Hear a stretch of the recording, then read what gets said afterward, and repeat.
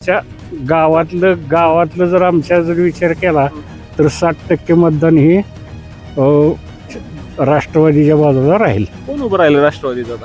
काका राहणार आहे ते आता आमच्या घरी बिरी येऊन गेली ती मंडळी कुठलं काका? किनीची त्यांची मंडळी उभी राहणार आहे. किनीचं काका हा किनीचे काकावरची मंडळी जिल्हा परिषद गटात इच्छुक आहे. इच्छुक आहे. हा ते बरं आहे त्यांचं तसं इकडं. बरं आहे. हा बाबा नमस्कार.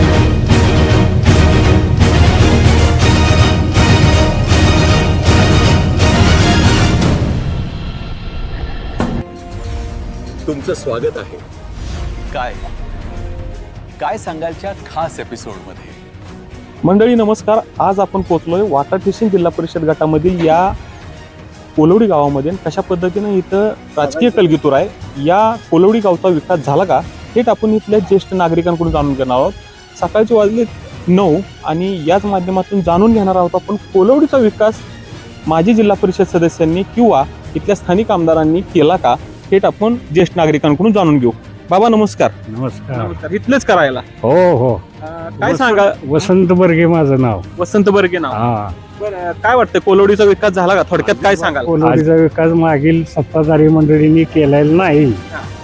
काही विकास झाला नाही. जो केला ते शशिकांत शिंदेनी केला आणि अजूनही बघा समोर ग्रामपंचायतीचं ऑफिसचं काम चाललंय तेव्हा समोर आहे का नाही. शशिकांत शिंदेनीच आणले का? हो पाणी पुरवठा मागं बघा योजना शशिकांत शिंदेनीच तयार केली आहे. किती चालली हा. शशिकांत शिंदेच्या माध्यमातून बाकीच्या जे आमदार आहे ना आता कवडीचाही विकास केला नाही. अगोदर म्हणला ह्या जानाई देवीपासून पाण्याच्या टाकीपर्यंत डांबरीकरण करतो.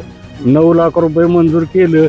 गावाच्या वर डांबरीकरण केलं तेवढं. बाकी तुमच्या गावात काहीच नाही कॉन्क्रीट गावात. किंवा डांबरीकरण होणं गरजेचं आहे. गरजेचं आहे. हा काय वाटते विकास प्रचंड प्रमाणात रखडलेला दिसतोय तुमच्या कोलवडी गावचा. काय वाटते थोडक्यात तुम्ही ग्रामपंचायतीच्या माध्यमातून आमदारांशी संपर्क साधला का? काय सांगितलं त्यांनी? आम्ही ग्रामपंचायती आमची पूर्ण ही राष्ट्रवादीची आहे. शशिकांत शिंदे. हा त्यामुळे आम्ही शशिकांत शिंदेच्या माध्यमातून जो निधी मिळेल त्याची कामं आम्ही करतो. माजी जिल्हा परिषद सदस्यांनी विकास कामं हो, केली का? अजिबात. कोण होतं? ते तावरेगाव कोण होता ना ते तावरे तर आलाच नाही इलेक्शन झाल्यापासून ह्या गावात. अभय तावरे होते ना. हो अभय तावरे ते तर आमच्या गावात गेल्या निवडून आल्यापासून मी तर बघितलं नाही. आम्ही तर मोकळीच माणसं इथं बसलो असतो. कधीही आले नाही तिकडे. कधीच नाही आलं. कधीच नाही. काय वाटते तुम्हाला? आता निवडणूक लागली. जिल्हा परिषदचा आकडा रंगलाय. काय वाटते कोण येईल इथं निवडणुकीला? तुम्हाला काय वाटतंय? आम्हाला तर आम्ही काय बसणारी माणसं आहे. आम्हाला काय बाहेरचा लय अनुभव नाही. पण गावातलं जर आमच्या जर विचार केला तर 60% मतदान हे राष्ट्रवादीच्या बाजूला राहील. कोण उभं राहिलं राष्ट्रवादीचं आता? काका राहणार आहे ते आता आमच्या घरी बिरी येऊन गेली ती मंडळी कुठलं काका? किनीची त्यांची मंडळी उभी राहणार आहे. किनीचं काका. हा किनीचे काकावरची मंडळी जिल्हा परिषद गटात इच्छुक आहे. इच्छुक आहे. हा ते बरं आहे त्यांचं तसं इकडं. बरं आहे. हा बाबा नमस्कार. विकास झालाय का कोलवडीचा? काय वाटतं? काही विकास झाला नाही. तसं बघितलं तर शशिकांत शिंदेनी तुम्हाला ग्रामपंचायत दिली, पाण्याची स्कीम दिली, स्कीम देऊळ बांधलंय त्यांनी. देऊळ हा? बांधव. हा. हो तसं तुमची ग्रामपंचायत शशिकांत शिंदेकडेच आहे का? शशिकांत शिंदेकडेच आहे. पण काय वाटतं आता जिल्हा परिषदेचा आखाडा लागलाय. पुन्हा गेल्या जिल्हा परिषद सदस्यांनी कामं केली का इथं? ही काही कामं केली नाही. काहीच कामं केली नाही.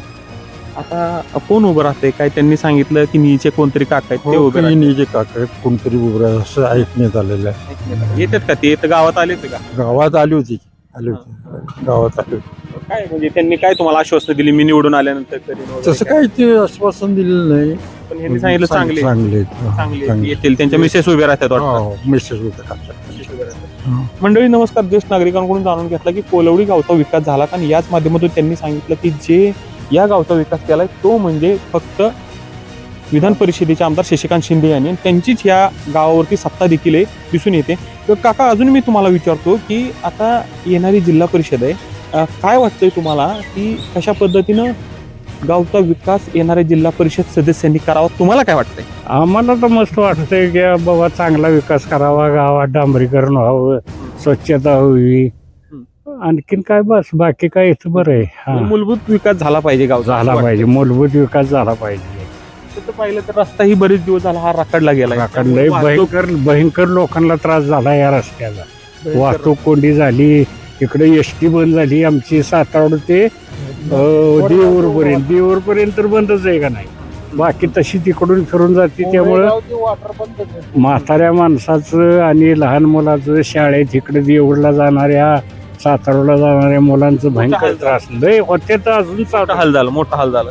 नाही कोरेगाव ते वाटर आहे ना पूर्ण आता जवळजवळ 5-6 महिने झाले बस बंदच आहे. गाडी बी बंद झाली. गाडी बंद झाली त्यामुळे शाळेतल्या मुलांचे लय हाल होतात. एक तर 2 व्हीलरवर तांबी फाटा नाहीतर देऊर ह्या ठिकाणी पोचवायला लागते आणि संध्याकाळी आणायला सुद्धा जावं लागते वयोवृद्धांना किंवा शाळेच्या ह्यांना मुलाचं. प्रचंड 2-2.5 वर्षाला काम चाललंय, परंतु काय रे, आमदारांचं मला लय शांत गतीनं काम चाललेलं आहे. त्याला गती पाहिजे. किती दिवस करणार? गावांना किती त्रास सहन करावा लागतो. हो भयंकरावं. कितीतरी ऍक्सिडेंट झालं, लोक कायकांचं हातपाय मोडलं, कायकांची डोकी फुटली. आजारपणात तर लोकांना भयंकर त्रास होतो. कसा आजारपणात एखादं जरी अर्जंट केस जर झाली तर अवघडच आहे का नाही.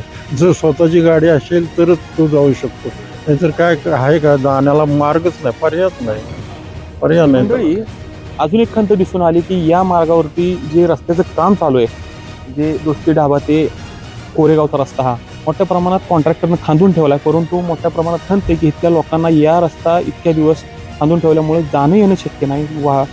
विद्यार्थ्यांना शाळेत जाणं, त्यांनी तर सांगितलं की तांबीला पोच करायला जायला लागतं. वयोवृद्धांना समजा आजारी अर्जंटमध्ये कुठं दवाखान्यात जायचं असेल तर मोठ्या प्रमाणात हा त्रास सहन करावा लागतोय.